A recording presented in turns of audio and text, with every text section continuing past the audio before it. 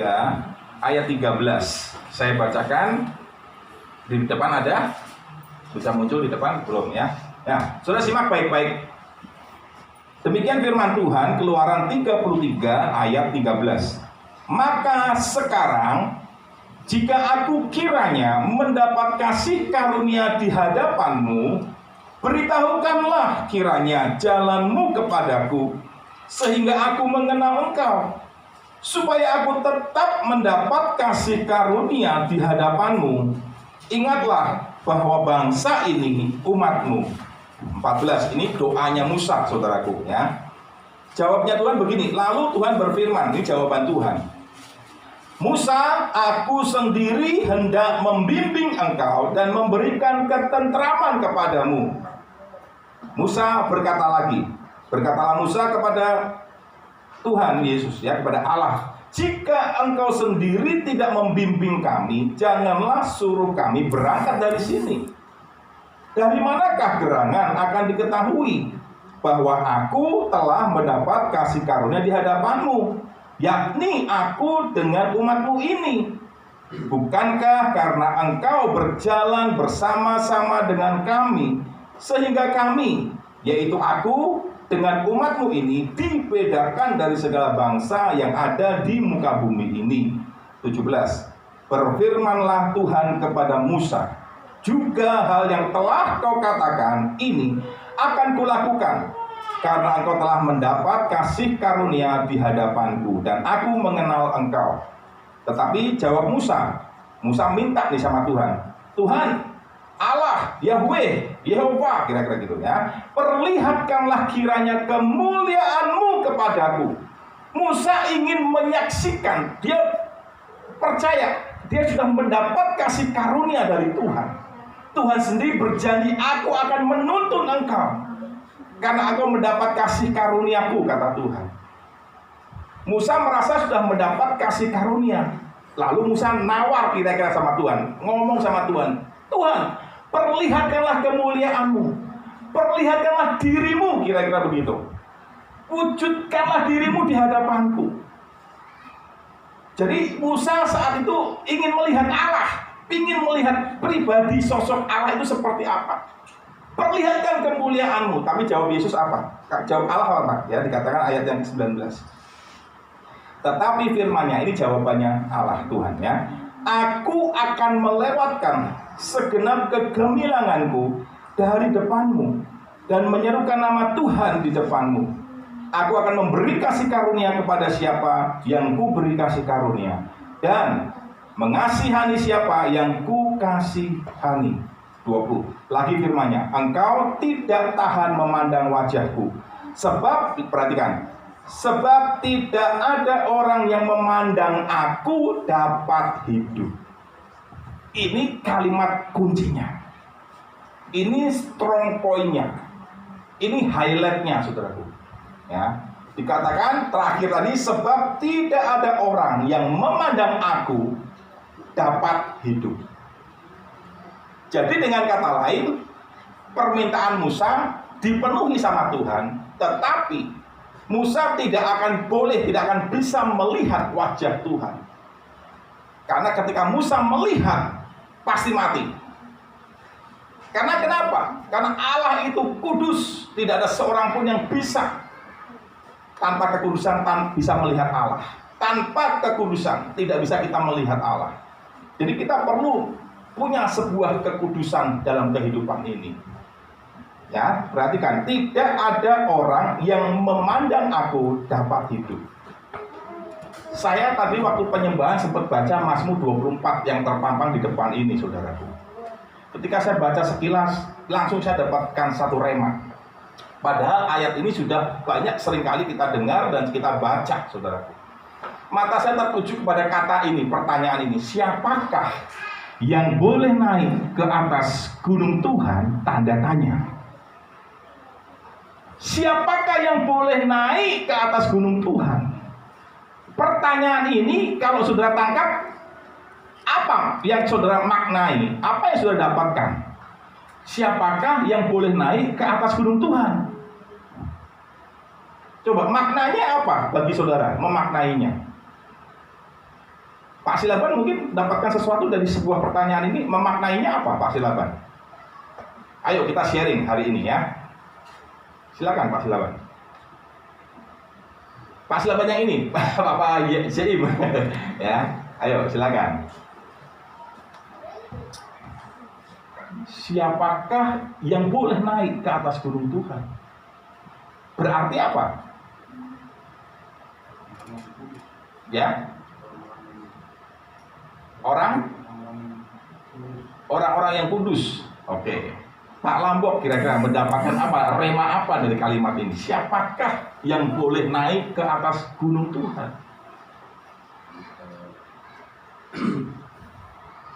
Ini kalimat dalam sekali, saudara.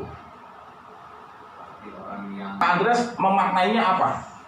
Kalimat ini. Siapakah yang boleh naik ke atas gunung Tuhan?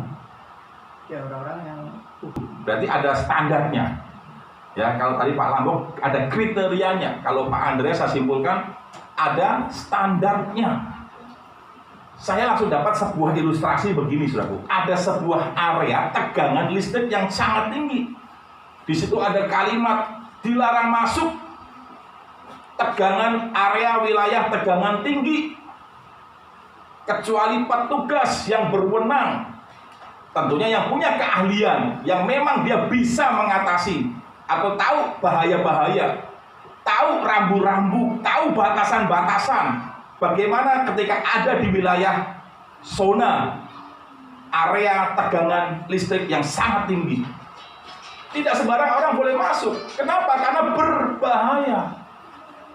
Di atas gunung Tuhan ada kemuliaan Tuhan. Gak boleh sembarang orang bisa ketemu dengan Tuhan, melihat kemuliaan Tuhan, karena pasti binasa. Makanya ini ada kriteria khusus, betul. Ada standar khusus yang Tuhan berikan kepada kita. Selama ini kita menganggap aku sudah percaya Yesus, aku sudah terima Yesus, aku sudah dibaptis, aku pasti selamat apapun yang aku lakukan. Tidak, saudaraku. Tidak demikian, itu pengajaran yang salah. Pak Niko pernah sampaikan begini, bahwa standar yang kita harus beritakan kepada jemaat untuk bagaimana bisa ikut dalam pengangkatan atau masuk surga, itu harus sesuai standarnya Tuhan, standar Alkitabiah. Standar Alkitabiah itu tinggi, saudaraku. Bukan standar yang biasa, yang rendah. Kita harus beritakan standar itu, karena kenapa? Jalannya sempit, bukan jalan yang lebar, bukan jalan yang mudah. Sampai di sini sudah memahaminya. Kalau kita beritakan buat jemaat standar masuk surganya rendah, nanti kalau ternyata Tuhan standarnya tidak seperti yang kita beritakan itu, yang standarnya segini, yang harusnya segini, ini masuk neraka semua, saudaraku. Yang salah, wah, yang khotbahnya, hamba Tuhannya yang bisa dikasih kalung apa itu, kilangan, bahan kilangan itu, saudaraku. Karena udah menyesatkan jemaat. Saya nggak mau, saudaraku. Ya, hukumannya lebih berat. Buat saya hukumannya lebih berat nanti kalau saya salah mengajar, saudaraku. Ya. Makanya saya pun mengikuti apa arahan dari Pak Niko. Pak Niko sampaikan para pengkhotbah, gembala semuanya, sampaikan kepada jemaat standar untuk masuk surga itu tidak mudah, nggak gampangan. Standarnya harus kita kasih standar yang sesuai standarnya Tuhan, tinggi standarnya Tuhan, saudaraku. Bukan berarti kita nggak bisa capai. Kalau Tuhan kasih standar kita, Tuhan percaya bahwa kita bisa sampai kepada standar itu. Amin. Apakah sudah percaya sudah bisa sampai ke standarnya Tuhan? Halo, percaya nggak, saudaraku? Lemes ya, ragu-ragu ya. Sekali lagi, percaya nggak saudara itu bisa sampai pada standarnya Tuhan? Amin. Amin. Yang amin, angkat tangannya. Yang percaya, Lilis, supaya bisa melihat. Yes. Berarti saudara percaya dan saudara harus sampai kepada standar itu. Gak main-main, saudara. Kalaupun, Pak Niko katakan sambung, kalaupun kita sudah sampaikan standarnya segini nih, ternyata Tuhan berkasih karunia, ternyata Tuhan bermurah hati, ada orang-orang yang masih standarnya di sini, selamat, ya sudah, itu haknya Tuhan. Tapi saudara yang sudah di sini selamat. Amin. Saudara paham sampai sini masih Pak Niko? Saya cukup mencerna itu omongan Pak Niko. Iya ya. Kita harus kasih standar itu segini. Standar aman. Ya. Segini itu standar aman, katakan begitu. Ini standar minimalnya Tuhan. Semua harus sampai kepada standar ini supaya semua dalam area aman, kategori aman untuk diangkat masuk surga. Tapi kalau saya kasih standar begini, segini misalkan di bawahnya, kalau Tuhan ternyata standarnya tinggi, sudah selamat enggak? Selamat enggak, saudaraku? Hah? Enggak selamat. Betul, saya setuju dengan Pak Niko. Ini benar pengajaran. Makanya di GPH di Bapak Kalijati, saya satu roh, satu suara, satu tujuan, satu hati dengan Pak Niko. Mengajar saudara, ayo sampai kepada standar ini. Dari kemarin saya sudah bicara bersambung. Ayo naikkan standar kita. Amin, saudaraku. Ya. Kalau kita nggak naikkan standar kita, karena Tuhan punya standar, itu berbahaya, saudaraku. Saya sudah kasih ilustrasi, sekolahan pun punya standar. Untuk guru pengajar pun punya standar. Sekarang minimal S1, saudaraku, untuk bisa mengajar. Jadi kita harus mengembangkan, menaikkan standar kita. Walaupun saya harus berjuang 5 tahun, saudaraku. Berdarah-darah dalam tanda kutip, saudaraku. Dalam 1 tahun saya harus mengejar 16 mata kuliah. Bayangkan dalam 1 tahun untuk supaya bisa masuk dalam wisuda, memenuhi standar itu. Seluruh 150 SKS harus dipenuhi. Itu nggak mudah, saudaraku.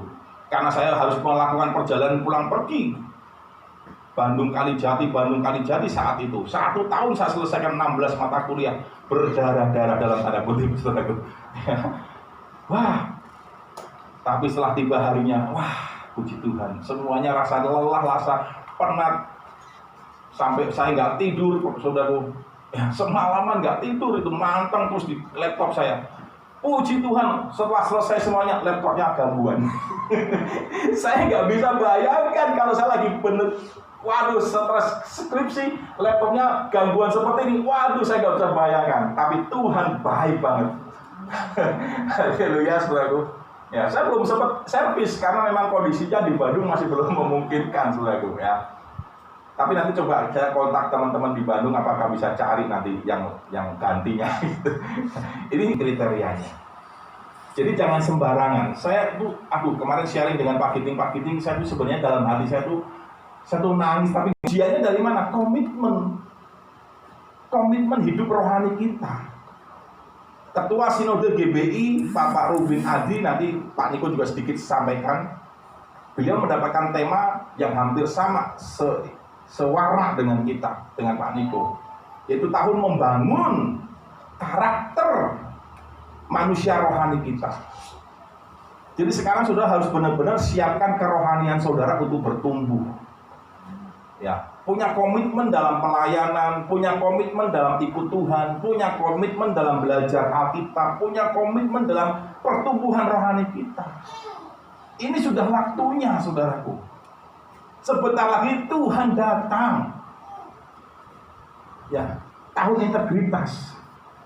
Yang boleh berdiri di tempatnya yang kudus, siapa yang boleh berdiri? Enggak sembarang orang, saudaraku. Dia punya kriteria orang yang bersih tangannya, perbuatannya bersih.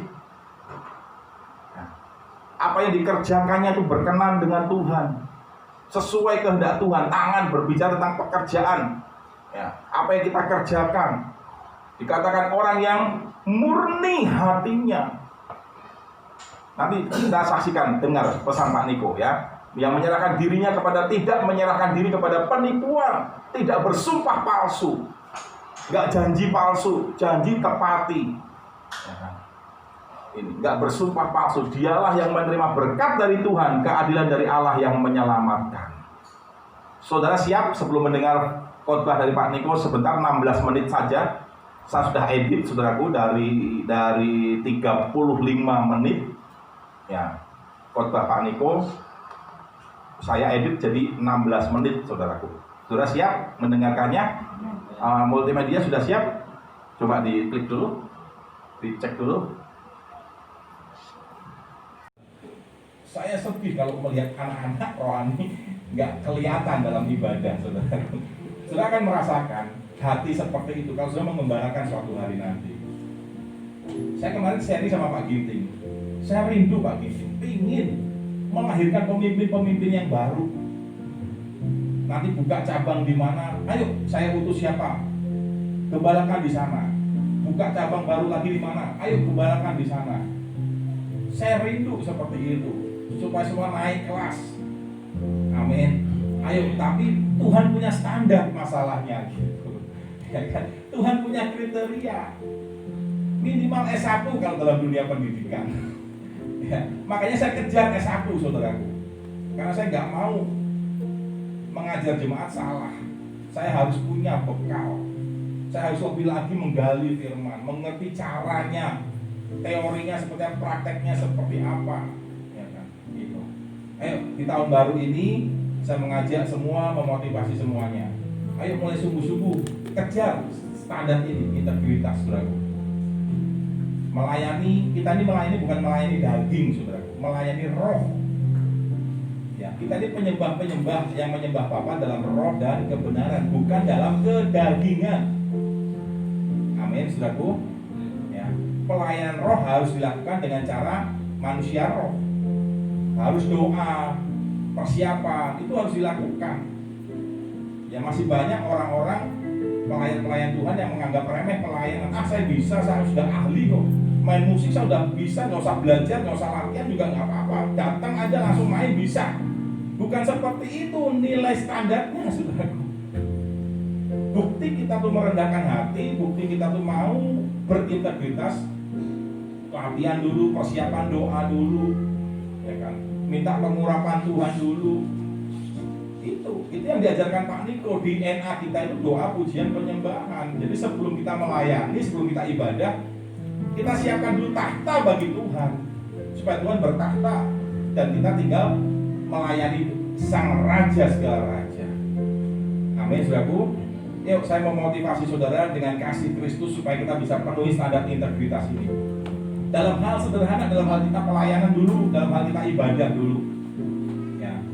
Kalau di jadwal, ayo persiapkan diri, ikut mersisit, ikut DPP dulu, menara doa dulu, latihan, ya kan. Para leader-leader saya undang semua, ayo masuk menara doa.